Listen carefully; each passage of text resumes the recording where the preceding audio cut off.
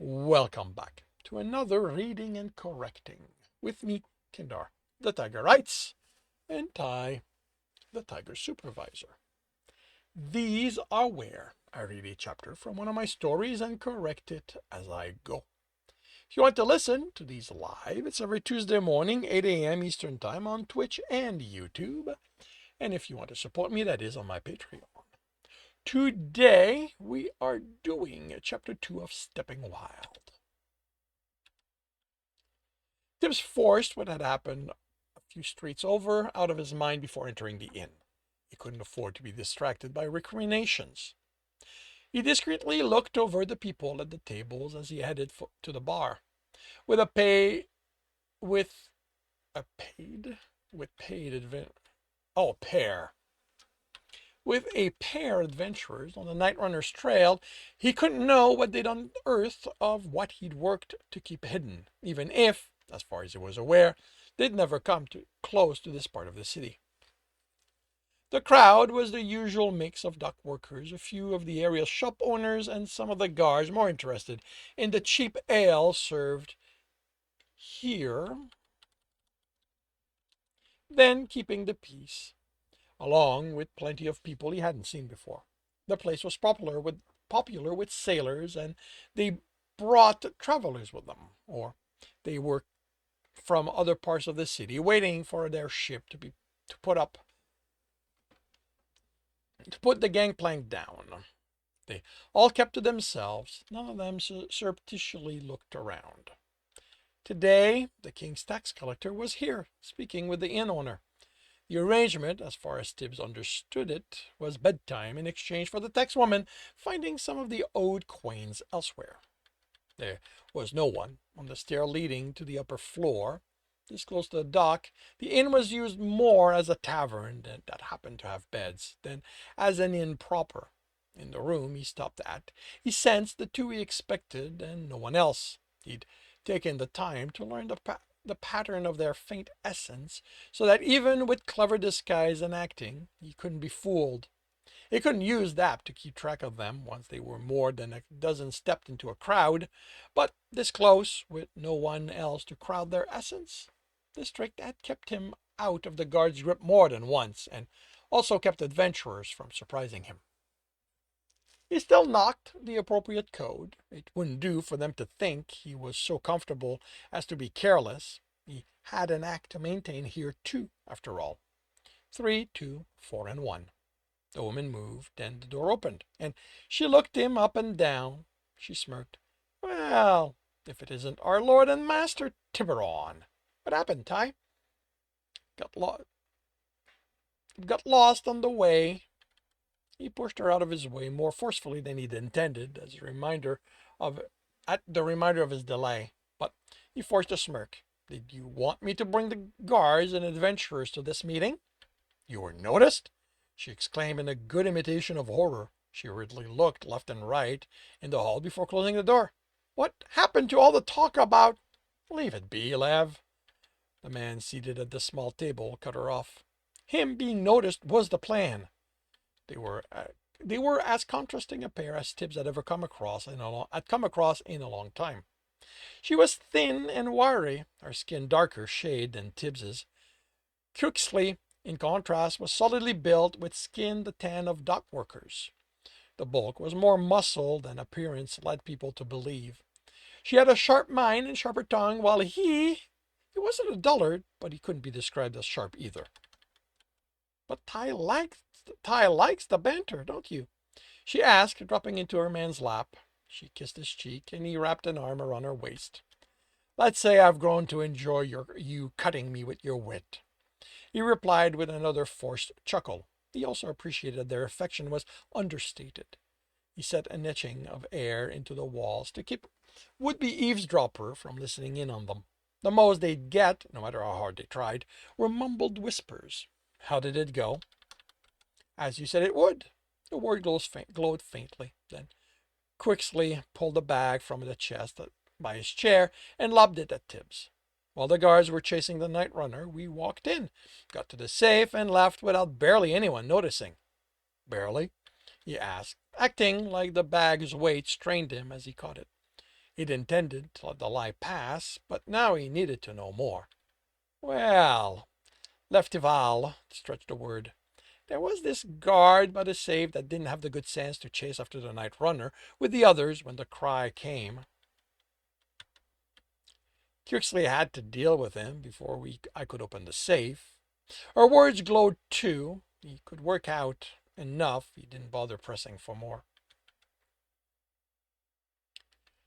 What did you do with the body? The hefty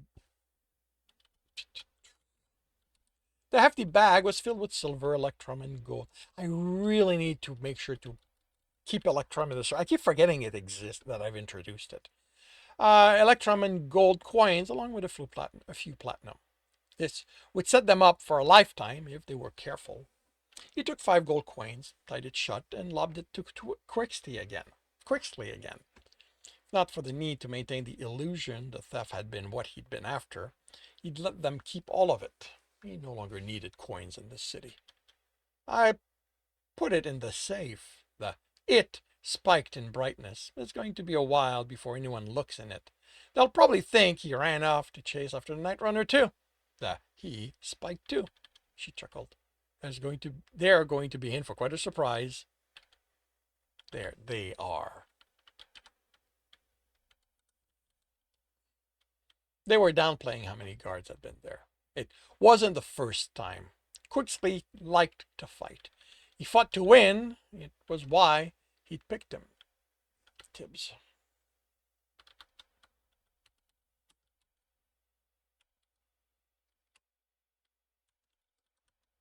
Tibs had picked him, even before he knew she was with him.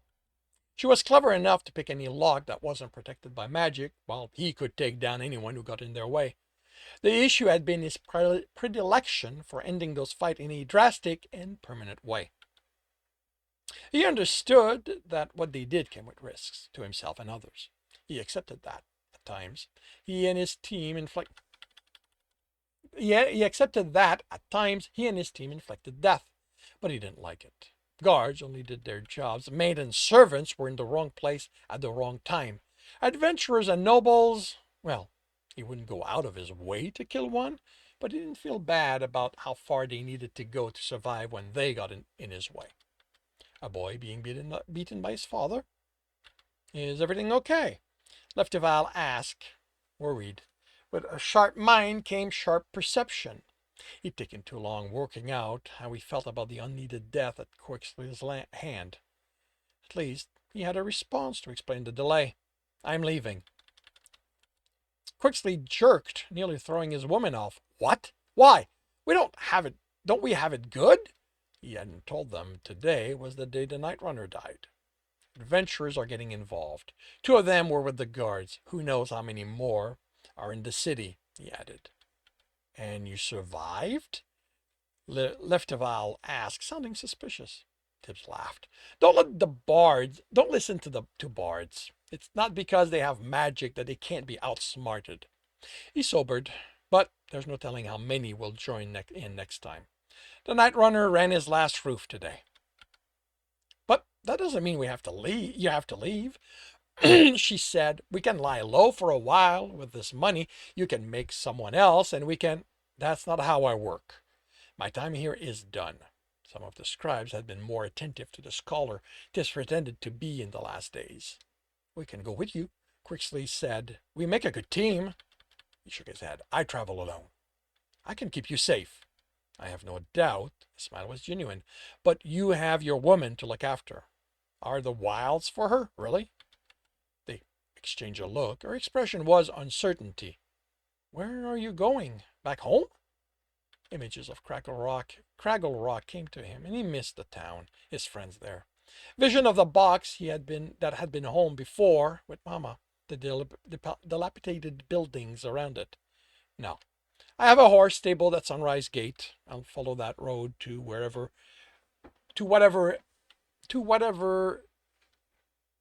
is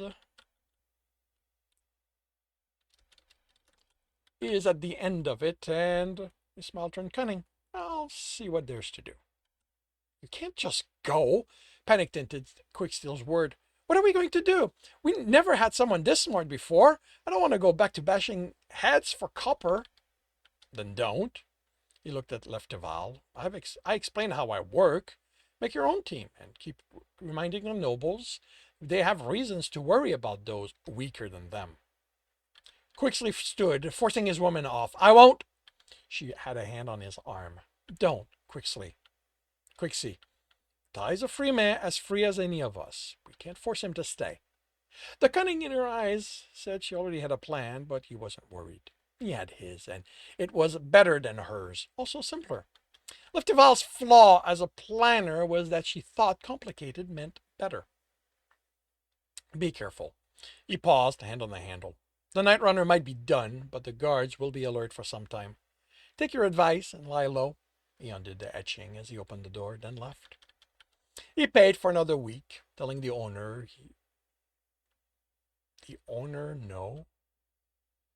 Telling the owner he'd be gone for a couple of days.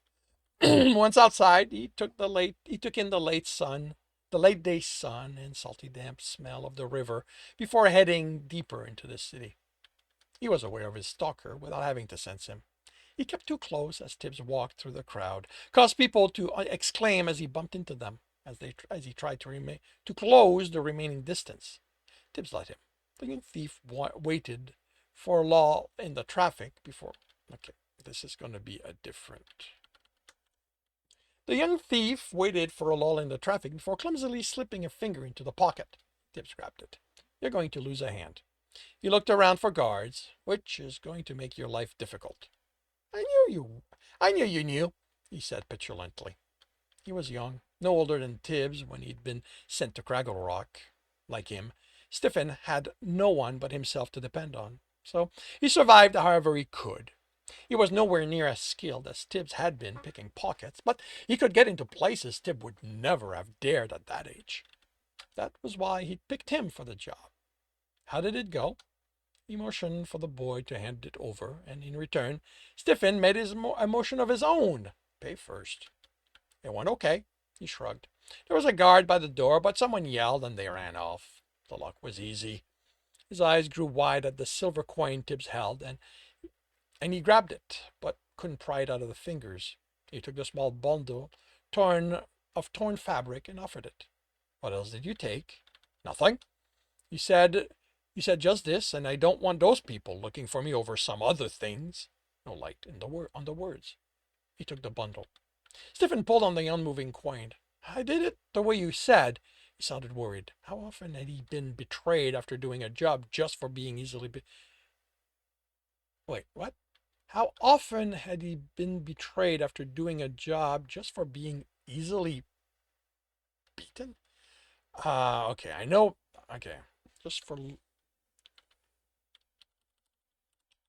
looking small, just for being small and easily beaten. I want to pay you with more than just this coin. He'd spend the night working on the words he'd use, those that wouldn't have scared the Tibs of the street if a stranger holding payment ransom told them to him. It's going to be work, but if you apply yourself, you'll have a roof over your head and food when you're hungry. The boy looked uncertain, but hadn't run off, so he continued. There's a merchant on Cobble Hill Road. The sign over the door is a bundle of wrapped fabric with a needle through it. He's expecting a young man named Regis to see him, and asked to be tested for his apprentice. Nimble fingers are the key for what you'll have to do, and a willingness to work hard. Stiffen's expression turned fearful. Do I get to keep the coin? Yes. He fought against the disappointment. Then I'll go. Then I'll do it. The words glowed. Should he press? The boy didn't understand what he was passing up. He could take him there, make sure he accepted the position. Of course, he'd have to drag him there. The boy wouldn't go willingly. He let go of the coin. He'd known it would be this. He'd known this would be a possibility. It's why he told the merchant it might be some time before Regis, his son, overcame his shyness. The glow only meant Stiffen intended.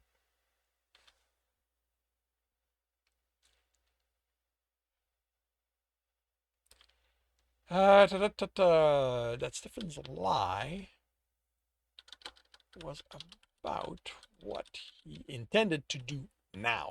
Maybe, as he had time to think it over, as the silver turned into copper, was broken down further, and vanished entirely, he'd realize a roof and food was better than the freedom of the street, the illusory freedom of the street. He watched the boy disappear into the crowd, still wanting to do more for him. He'd done all he could, he knew that. But after the pain he'd inflicted on another boy, thinking he was protecting him, this didn't feel like enough. He put both boys out of his mind. Those actions were done with, and he had he had a last, not lost, last break-in to commit in this city. Getting into the house was simple. This part of the city didn't have guards patrolling the streets, and locks on the doors were rarely more than a bar across it from the inside. The goal was to keep the area's thugs from easily barging in uninvited. Windows had nothing more than shutters, if even that, and possibly a wooden latch to ensure they stayed closed when the wind picked up during a storm. This one didn't even have that. The woman who lived in the room Tibbs entered through the unprotected window had been happy once. She'd lived in a better part of the city. She and her man worked hard to feed their children. They had little, but they earned it. Then sickness took them all from her and left her weakened, left her unable to work at the ale boilers as she'd previously done.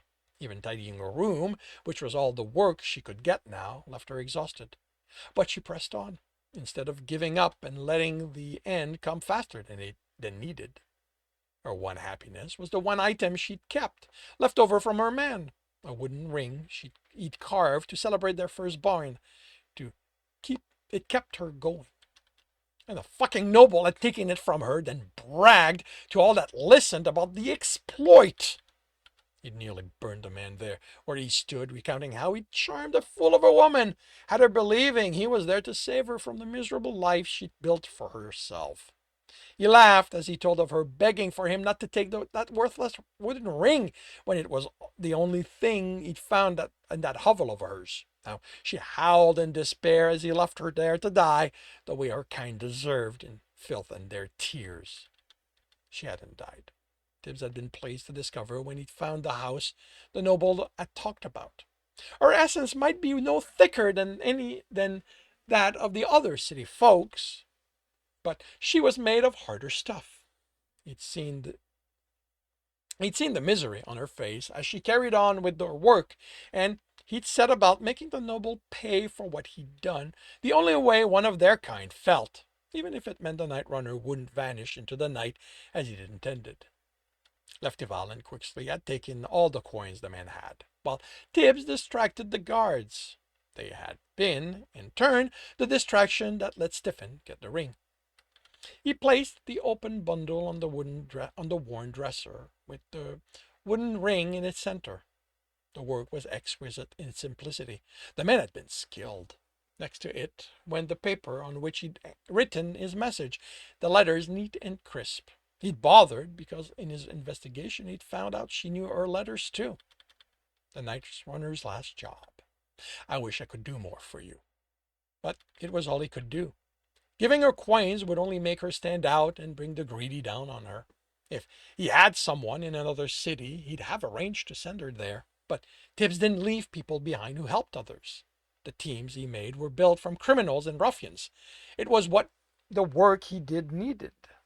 Once he left, they went back to other crimes. He hadn't He didn't think of them as bad people, but he knew they wouldn't help a woman, he wouldn't help a woman even if he was the one sending her to them.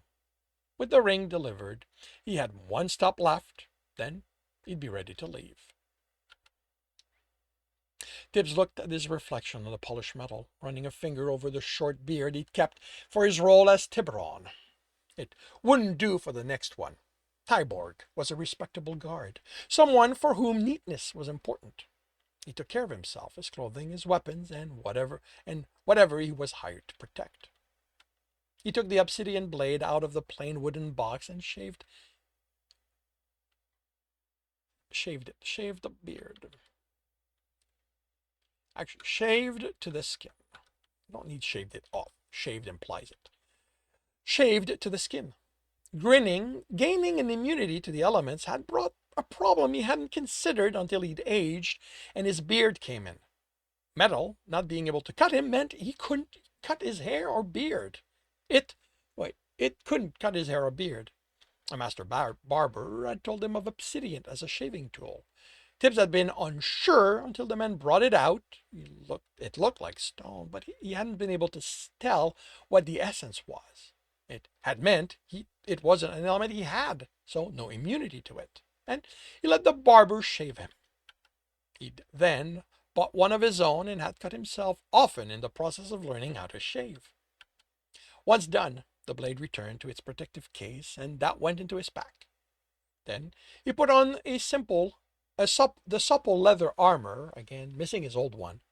Not only the hidden place and its ability to repair itself, but what it had meant to him. It had been a gift from Stowe, one he cherished, but eventually outgrown. Just as his beard came in with time, his body grew from the boy he'd been to the young man he now was. It had taken longer than for common folks, even with being drained back to Upsilon by the guild, but over a couple of decades, instead of a handful of years, Tibs had changed, and he'd had to leave the armor behind. With the armor on, he put his bracers back in place. The leather was old, cracked, in spite of Tibs oiling it daily. He hadn't realized the protective weave had failed until the damage had started showing. The reserves in them were intact, but even once they stopped working, if that happened, he wouldn't leave the bracers behind. They were all he had left to remember Stowe by. So he took care of them and built a story to explain why a man as young as Tyborg wore something so old and worn. They were his mother's, left to him when she died protecting their town. The only thing he had left of hers, other than the memory of how much she loved him. He wiped the tears and straightened. He attached